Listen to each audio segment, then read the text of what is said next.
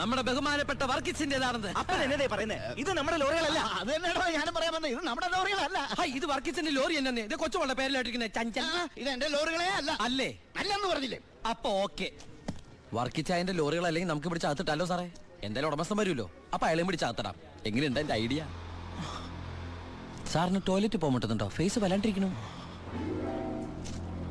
വർക്കിച്ചായ ഒന്ന് ഇങ്ങോട്ട് വന്നേ.